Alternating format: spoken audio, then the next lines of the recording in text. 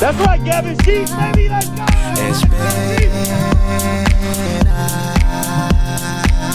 What it do, Friar Faithful? Welcome back to another episode of the Filthy Friars podcast, hosted by the 10th man from Fire Friar Talk. Let's get into it, man. Big MLB money flying around, specifically from the LA Dodgers. They continue to do what they've been doing the last couple years. And everybody's all up in arms. Everybody's all scared. It's all everybody's been talking about the last couple of days. They signed Kyle Tucker for $240 million only for 4 years with opt-outs after 2 and 3 years, $57 million per year, $64 million signing bonus. Absolutely ridiculous. $30 million in deferred money. And everyone's all pissed off, up in arms about it, you know, but they're playing by the rules. The rules are there, and they're abiding by the rules, man. They're spending money. They've won back-to-back championships. It just shows that, you know, scared money don't make money. So hopefully it wakes these guys up. But it's looking like it's just going to lead to a lockout. That's what it looks like. And everyone's all crying about it. But you know what? I don't even want to give the Dodgers that much attention anyways. F them. They spent some money. Good for them. We'll see. You know, the results have worked the last 2 years, but also last year they didn't run away. It's not like they ran away with the division and they were like just front runners the whole time. They almost lost everything, man. They got really lucky in that game against Toronto. So I don't know, man. It could have really swung either way with all the money they spent. And they struggled all last year with their starting rotation. People were just constantly coming and going, and they were fluctuating, playing musical chairs with their starting rotation all year when they were supposed to have a dominant rotation. So we'll see, man. Baseball is funny and funky like that. Funny stuff happens sometimes. So that's all I'll spend on the Dodgers. So we'll speaking of signings, we'll go over internationally. AJ Preller, man, he does it again. He signed a few young prospects, some key signings this on the international signing window. He got Joniel Hernandez. He's a shortstop from Cuba. He signed for $1.4 million. He's only 16 years old. This guy is a potential 5-tool player known for his speed, his arm, and his bat speed. He is the number 31 prospect. Diego Serna, left-handed pitcher from Mexico. He signed for $1 million, only 16 years of age as well. He is considered one of the best lefties in the class, if not the best. He is a physical specimen, a physical pitcher with good strike-throwing ability. He's a number 45 prospect. And then we got Timothy Mogan. He is a shortstop out of Curaçao, only 17 years old. He signed for $600K. He's a tall, athletic shortstop with great range and a strong arm. He's number 76 in the 100 top prospects. So we got 3 of the top 100. Then we also got Yoel Duarte. He's a right-handed pitcher out of Venezuela, only 17 years old, a 6'2" pitcher with a mid-90s fastball that can touch 98. And then we got Jonaker Leon, a catcher out of Venezuela, also 16 years old, a catcher with a strong arm and power potential. Then there's Jordan Perez. He is a right-handed pitcher out of Cuba, also 16 years old, a starter with a low 90s fastball and a good curveball. And then Joel Gonzalez, left-handed pitcher out of Panama. He's only 18. AJ Preller, man, continuing just to do what he does. Just a plethora of international signings, some young guns, some young cats that look like they're very interesting players, very intriguing players. And Preller is like, people they're talking about how he's not getting extended, but he is just business as usual, man. This guy is on a tear. He brings in a whole new slew of prospects that are probably, once they redo the top 30 prospects, I guarantee you a lot of those guys will be in there in the next coming months. So look out for that, man. And another thing I love that AJ Preller has been doing is the way that he recently bought Buddy Black as an advisor to baseball operations. So and as an advisor to himself, which is funny because AJ Preller fired Buddy Black. He actually fired him, and then he brings him back as an advisor, which is kind of funny. I don't know if he's trying to tell him, hey, man, I owe you. I'm sorry for that. I used you as a scapegoat. Let me bring you back. Either way, he brings Will Myers as well as like a special coach, special assignment coach. I don't know. I have a feeling he's going to do kind of what Craig Stammen was doing last year. And then Logan White. I think Buddy Black is going to take his spot, which was a special advisor to the GM or to baseball operations. So Buddy Black, Will Myers, welcome to the organization. We got Craig Stammen is now our manager, ex-Padre as well. We got Jake Peavy heavily involved in everything the last couple years, even though he's working for the MLB Network. We got Tim Flannery starting to come around. I ran into Tim Flannery when we were trying to raise money for this Jackson Merrill, the Merrill Madness Foundation over on Market and 8th. Over right by the Bootlegger. We were raising money for this, and I ran into Tim Flannery when we went on Fox News KUSI, and I got to speak to him because they had his band live, and he was performing live over at the studio, and I got to speak to him about, and he was telling me some very, very interesting stories, some funny stories I probably shouldn't tell on the air. I won't. I'll spare those about Bruce Bochy, but he told me some great things about AJ Preller, man, and how he believes in AJ Preller. He thinks AJ Preller is really smart, that AJ Preller has reached out to Tim Flannery on several occasions, told him he wants him to come over, have some lunch, dinners on him, and then he wants to learn about ball. He knows that he learned a lot under Bruce Bochy. He knows he has 3 rings under Bruce Bochy. Tim Flannery was Bruce Bochy's third base coach in San Francisco when he left. He took him with him, so he has 3 rings. So he said, I can learn a lot from you. And so I thought that was interesting. Tim Flannery starting to come around. I'm starting to see his name pop up. He's been in the fantasy camps and all that. So I love that that's happening. And then we got Mark Loretta. I'm seeing Mark Loretta everywhere. He was at the dinner on the Diamond. I've seen him at a few games in the press boxes with Craig Stammen and AJ Preller. So I like that. I like this. It seems like it's just like one big goal of collective Padres success. You know, it's not just coming out of nowhere. All these players came through here in some form or another, former players, former coaches, and their baseball lifers, and I just think it links up perfectly, and I love the energy, and I love how all of them want the same thing. You know, they want the Padres to win their first championship, and they've all had a part of it and part of its history. So I think it really means a lot to them to really pull for this, to this collective goal, and I'm really excited how AJ Preller has brought these people in. And continuing on the topic of AJ Preller, I don't understand, you know, why they haven't signed him yet. I don't know what the holdup is. That's what everybody is saying, but not everybody. I feel like it's 50-50 down the window. Either you hate AJ Preller or you love him. There's no I'm whatever about him. I've talked to a lot of the fan base, and they really don't like AJ Preller, and then there's a lot who really love him. I'm on the side, obviously.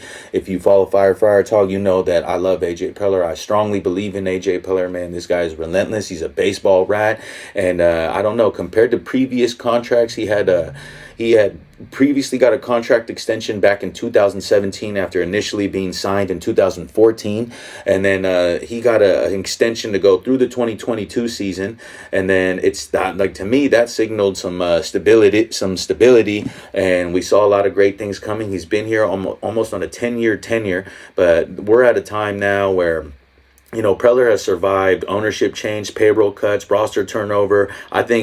I honestly think that AJ Preller deserves some long-term security, and I think they should give him a 5-year deal. That's what I would do. But, you know, given the funkiness that's going on with our ownership situation, I've tried to read on some details about his past contract. You can't find anything about Preller and the money about his contract. So I bet you, I want to say it was somewhere in the $2 million to $5 million range. I don't know if you pay him more than I'm sure you pay him more than a manager, right?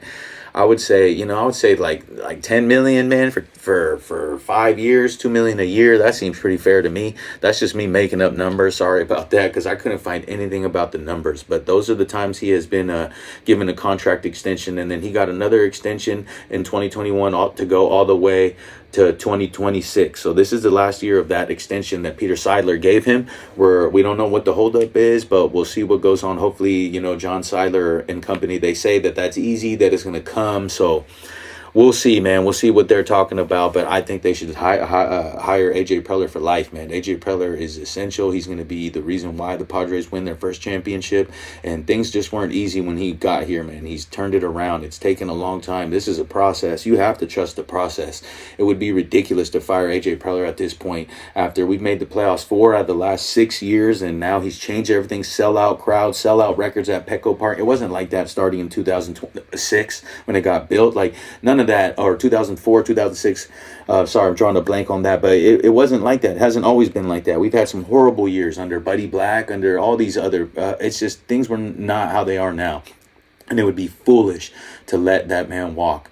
Luis Arraez. How about Luis Arraez, man? To move on to the next subject, AJ Preller should sign Luis Arraez. I hope that I'm sure he's thinking of it. I know AJ Preller values Luis Arraez and he loves Luis Arraez, but Luis Arraez recently did an interview in Desde Cero with some guy named Juancito, some Venezuelan guy. He has a YouTube page. You can check him out. Very, very interesting comments. He had Luis Arraez on there, and Luis Arraez talked about several things about last year and about specifically that injury when he hurt himself, when he ran into Mauricio Dubon over in Houston against the Houston Astros. He hit his face and he passed out he just passed out and he woke up. He gave a thumbs up. He went to the hospital. I had been in contact with Luis Arraez. We send each other DMs sometimes. He shows a lot of love to Fire Friar Talk as we do to him as well. We love Luis Arraez, man. He's a big, that's mi pana right there, and he's very, very important to the San Diego Padres. So after that night, I had sent him a message, hey, are you all right? And he responded to me and he told me, yeah, I'm all right. I'll be all right. But he said he was going to stay in Houston that night. I believe it was the third game of the series. And so he said he was going to stay in Houston, so he did not travel with the team. But he told me he didn't remember any of that. But on the Juancito interview, he said that he was by himself because his wife and the girls were back in Miami at this time. So he was in the hospital kind of by himself. The team left, traveled. He wasn't himself. He had all these constant nosebleeds. And after that moment, his family and his wife and his girls live in Miami, so he lives in San Diego. So he was constantly alone when he was at home. He wanted to be there with the lights off. He couldn't stand sound, light in the locker room. He started to alienate himself from the team. He said the Padres locker room always has blasting music, and he didn't want to be in the locker room. He would go to the sauna. He would be on his own. He would do his workouts and he said his workouts that Nelson Cruz taught him. He says that's his mentor, and that he just did not feel himself. He said this was not who he was. He didn't want to play. When he was batting, he would be dizzy. He said there was a lot of weird stuff going on that he didn't tell the coaching staff because for fear that this was his free agent year and that he wouldn't get paid. He had to think about his family, his future. So I can't believe he revealed all that. But insane revelation from confessions from Luis Arraez. But still with all that going on, he batted .292. I think that's better than anybody on the team. So even with that, .292 this offseason, he's been working on his power. I'm seeing this guy, man, and I'm loving what I'm seeing from Luis Arraez. And I had been doing some research when Luis Arraez was with the Minnesota Twins, when he won that batting title in 2022. I think he was batting .315, but he was the leadoff hitter, man. He was the leadoff hitter. And then again in Miami, when he was with Miami, they used him in different, sometimes at DH, sometimes here at second base, sometimes in the outfield. But they always had him up at the top of the order, batting leadoff the majority of the year. And then when the San Diego Padres in 2024, when he was with us, he won the batting title there. He was batting leadoff. He wasn't batting second. He was batting leadoff. So 3 years in a row, he's batting leadoff. And then this last year, we choose to bat him second and switch him around in the lineup. And he ends up having his worst. In Miami, he was batting, I think, 340 something. It was ridiculous that year in 2023. And then the Padres, he batted like 312 or something like that. And then this last year, he batted 292. So, what does that tell you, man? Let's keep him at the top of the order. There's two sides than what people see there, man. He brings a lot to the table. He brings the work ethic. He makes the team better. He makes everyone a better hitter around them. He brings these drills that people don't see, the work ethic, the mindset, the vision, just the competitiveness, the competitiveness that he brings as well. And this guy is laser focused, and he wasn't even healthy. He didn't say anything. He put the team first, and it just, people don't realize how important this guy is to the team, and I think we need to sign him. I think Preller knows that as well, but there's still big question marks around Luis Arraez, and hopefully, I say hopefully, but He also, another comment he said that I'm not going to change who I am. I'm Luis Arraez. I'm cut from a different cloth of Tony Gwynn, Rod Carew, those days. He said, that's the player that I am. I'm a contact hitter. My dad taught me as a little kid to hit the ball to left field, and that's what I'm going to continue to do. And I'm going to go with whatever team appreciates me and values me, because I'm Luis Arraez and I'm not going to change. He also said a team with 9 Luis Arraezes in the lineup scores a lot of runs, and I agree with that. Because it's just la regadera, spraying all over the field, baby, run after run after run, baby. And now, speaking of another player in the infield, or another player like this, that we kind of don't know what his role will be with the Padres, is the newcomer is Song. Sung Moon Song from Korea. We signed him. I believe it was for $15 million or something like that. What was the original contract? Let's see. We signed him for, I think, $15 million guaranteed. So, yeah. Hold on. Let's see. No, that's the wrong one. Here we go. So, South Korea infielder Song will receive a $1 million signing bonus in 2 equal installments in 30 days and on January 15, 2027, and salaries of $2.5 million next year, $3 million in 2027 and $3.5 million in 2028. Song's deal includes a $4 million player option for 2029 and a $7 million mutual option for 2030 with a $1 million buyout. If Song wins Rookie of the Year, his salary the following season would escalate by $1 million. If he finishes among the top 5 in MVP voting, his salary in all remaining years of the contract would increase by $1 million each. He will be a free agent at the end of the contract, and the team will pay for an interpreter and round-trip airline tickets from South Korea. Last year, Song hit .315 with a career-high 26 homers and 90 RBIs. This year for South Korea's Kiwoom Heroes, primarily a third baseman, the 29-year-old left-handed hitter has a .284 average with 80 homers and 454 RBIs in 9 seasons with the Nexon and Kiwoom.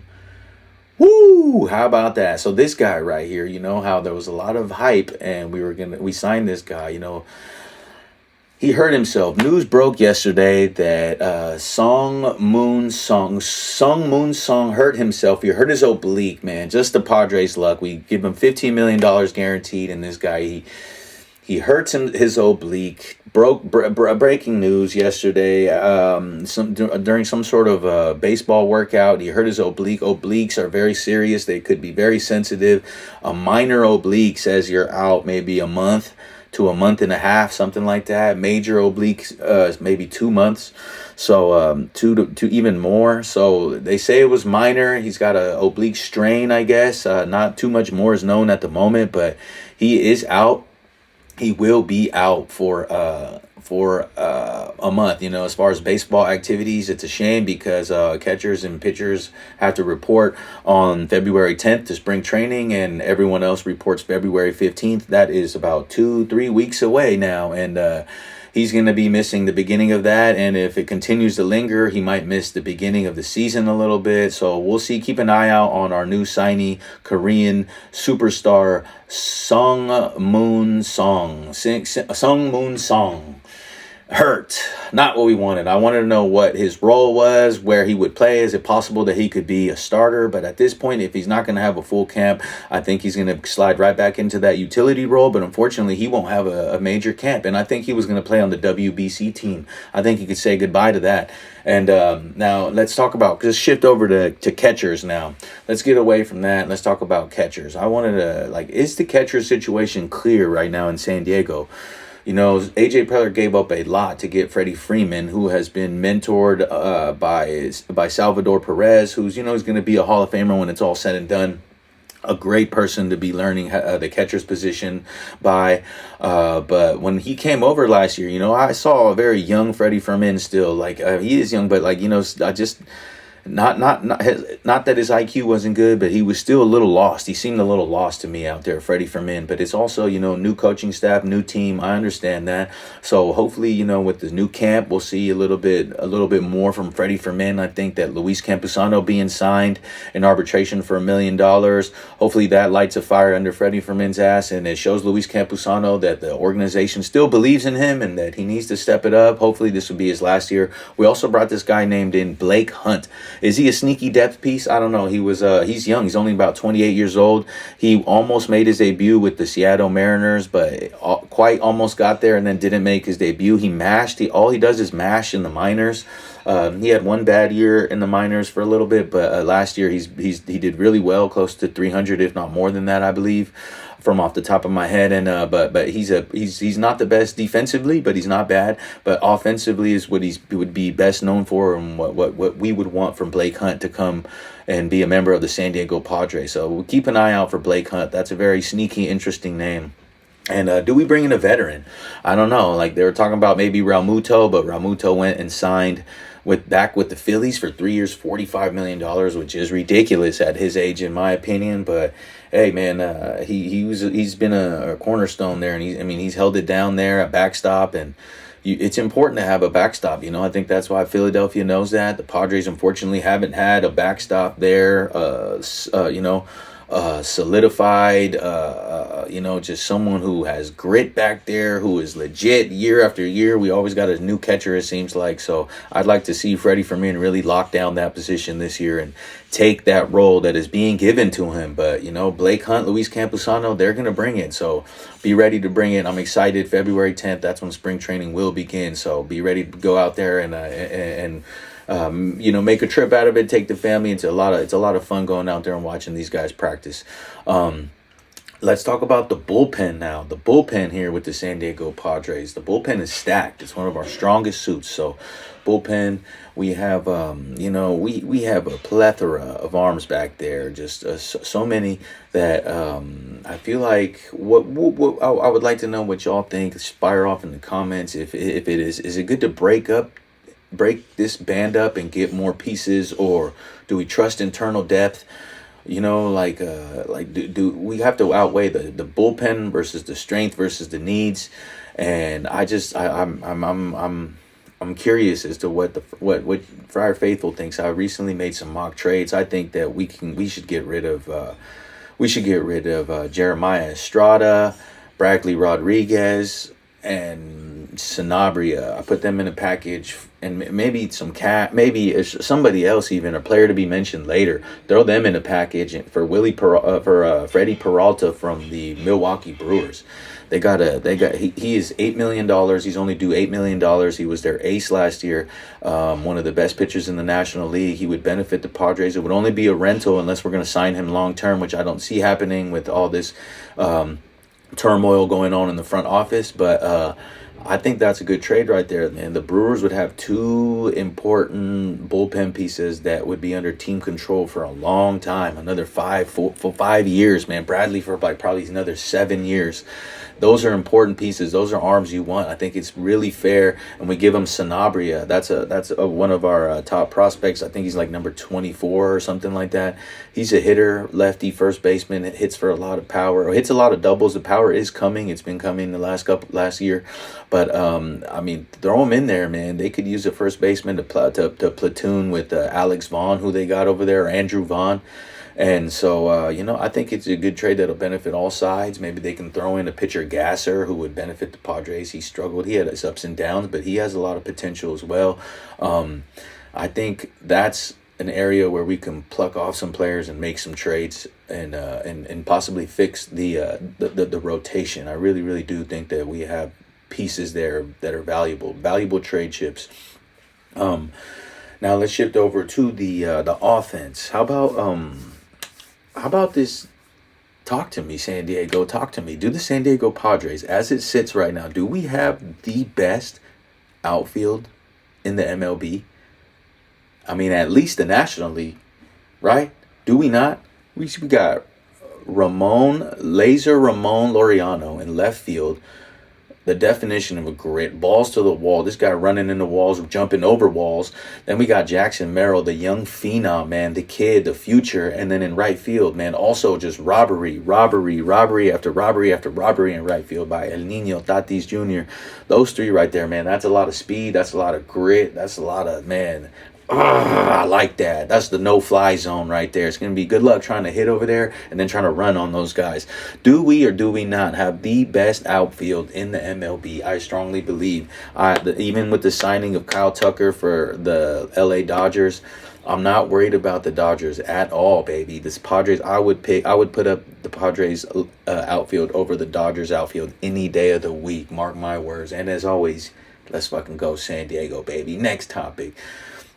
Let's go back to pitching now. We were talking about the bullpen a second ago, but I wanted to tap in real quick with the starting rotation, the bullpen. I mean the starting rotation. You know, as it stands right now, we have who would send out. Nick Pivetta was arguably our best pitcher, or not arguably, without a doubt, our best pitcher last year. Nick Pivetta, that'll be number one. We just signed Michael King back. He'll be healthy. He'll have a whole camp underneath him. Number two starter, Joe Musgrove will come back. He'll also have a whole camp underneath him. Hopefully he's ready by opening day, which I believe he will be. That'll be your number three starter. Now that leaves another, there are two spots. You want to talk about Randy Vasquez? Well, I do. That's what I want to talk about. I want to talk about some comments from Ruben Niebla. He's been giving him a lot of high praise. He's talked about how Randy Vasquez has shown a lot of great work ethic, has shown that he really wants to improve. And if you look at his numbers, he started to improve a lot last year. He started out the season walking a lot of batters, but towards the end of the season, he started to be more controlled, started finding it, not as many walks, not as many runs. He was a really big part of helping us advance last year. I don't know where we'd be without Randy Vasquez the past two seasons. Just has been a blessing in disguise. And big comments for Ruben Niebla. Says he's been in contact with him while he's been out in the Dominican. He's been in contact with him, that he's been working out, that he's been staying in shape, that he's lost a lot of weight. He's coming in good shape. And so I'm really, really excited that Ruben Niebla even believes that Randy Vasquez is going to take a big leap next year. And also another pitcher that Ruben Niebla has some praise for is JP Sears. He says that JP Sears, kind of has been working on some stuff, and then things didn't go his way last year, but he says that JP Sears has the stuff that will play in the MLB, and don't be surprised if JP Sears, surprises some and possibly takes that rotation spot. You never know, but we need more arms. The more the better. People get hurt, so we need guys like Sears to be stepping up, and so hopefully Sears can bring it and find something, and hopefully it's challenging and it's difficult to choose only five. That would be amazing, because we also got Tristan McKenzie. Let's not forget that. Tristan McKenzie, sneaky pick, still very young, still very young. Can paired up with Ruben again, he could be nasty. We got some young arms that can be very valuable and can help out this year. And I'm really excited for spring training, which I will be there. February 13th is actually my birthday, so I'm going to try and be up there for that whole weekend, and maybe just for like 5 days straight for the whole beginning to see how it goes. So I'm really, really excited for what's going on. Spring training, like I said, it starts on the 10th. Catchers and pitchers need to report. That's less than a month away, about 3 weeks away. I love the position battles out there, man. It starts to give us a little rotation clarity. Roster decisions start to come in, and really a lot of players, that had been forgotten about possibly in the past, like i.e. Gavin Sheets, Jason Hayward, players like this just coming in and getting a whole new fresh start on a new team, and maybe they make the squad. This is a very interesting time, but it's also very funky given that the World Baseball Classic is happening this year. What kind of impact could it have? It did have quite its impact in 2023 to a few players like Yu Darvish, like a few players started off a little slow all across the league. So, teams do have to understand that there do come some consequences with this, and it could affect the team, but hopefully not in the long run. It just kind of stalls the start a little bit, and doesn't give people the best workout. But at the same time, you can argue that the World Baseball Classic does give you a good workout, because you get to face real live hitting, and you're playing real competitions against the best players in the world from all over the world. So it has its ups and downs. downs. But for pitchers, I believe it doesn't benefit pitchers. If you're a starting pitcher and you're not getting your bullpens in, and you're just not pitching at all while you're on the roster, or you're being moved to the bullpen like you Darvish was in 2023, it does not benefit the Padres, and it sets us back, really. So hopefully, the World Baseball Classic this year doesn't set the Padres back, but it's going to stall everybody a little bit. So keep that in mind. If we don't get off to the hot start like we did last year, which I believe was 7-0, it might not happen this year. But don't panic if it's a slow start. We'll get into the groove of things, and baseball is a long season, Friar Faithful. I also wanted to come back on some comments that Craig Stammen said earlier this week. I had read some comments. He said it on a radio show or something. I think it was on MLB Network. He had mentioned that he had been in contact, that he remains in contact with Mike Schilt, and I forget who it was, man. One of these guys who used to have a radio. He used to be a kicker. I forget his name. He sometimes he bugs me with his takes, but he said that he was saying that, Craig Stammen was saying that he stays in contact with Mike Schilt. He's been talking to Mike Schilt about how to run spring training, how to run everything. He's getting some advice from him, and so there was mixed reactions from the public, from the radio hosts, and people saying that, I'm not sure he should be talking to Mike Schilt if he quit on us and this and that. And, we will never really know exactly what happened, I guess, but I don't know. It's not bad to be getting some advice from the previous coach who was just in there. It's all right. But, maybe keep it in-house. I don't know. I don't think it's a bad thing that he's still in contact with Mike Schilt, man. Mike Schilt is a smart baseball guy, and all things didn't work out. Maybe he was a hothead. Maybe this. He sure knew how to keep a structure good, and he knew how to run a good structure and pay attention to the little details, the fundamentals, and to be a sound baseball club. That's what Mike Schilt specializes in, and Greg Stammen can learn a few of those things right there, so not a bad thing. I also want to speak about FanFest, which is really, really funny. We got FanFest going on this year. I believe it's January 29th. It's going to be very, very... It's very silly, man. The last couple, it used to be really cool, but, it used to be awesome. But it's honestly, the Padres weren't that good. We sucked. So it used to be empty, and you could meet the players and stuff. But then once we got good around 2022, the FanFest started to change a lot. People really started to come out, and it started to get a little saturated. And I don't think the Padres, the staff, or anybody knew how to handle it. They had never seen anything like it. It started to get overwhelming. Lines, people packed out the door like if it was a game, and it's completely packed. People just barge in. There's no order. There was no lines. A couple seasons ago, I went with my brother Diego. We get there really early, season ticket members. We get in super early. We get all the way to the top. I get all the way to the bottom of the seats. They start collecting seats for autographs. They sit everybody down at the front all the way to the top. It gets filled up. Then they start picking people from the top. So the last people who got there were the first people in line, and the very first people who got there were the last people to get autographs. So there was no more autographs. And I'm with my brother. It was a little harder to move around, and I just could not believe after all that they did it backwards, and they didn't say anything. That was a mess, and it just so many different things were just a mess. I didn't even bother to go last year. I got my tickets this year, but then when I guess you had to get some signing autograph vouchers. I tried to do that, and it was a disaster online. I had to. It said as soon as I logged in at 10 o'clock, it said I had to wait over an hour of wait time.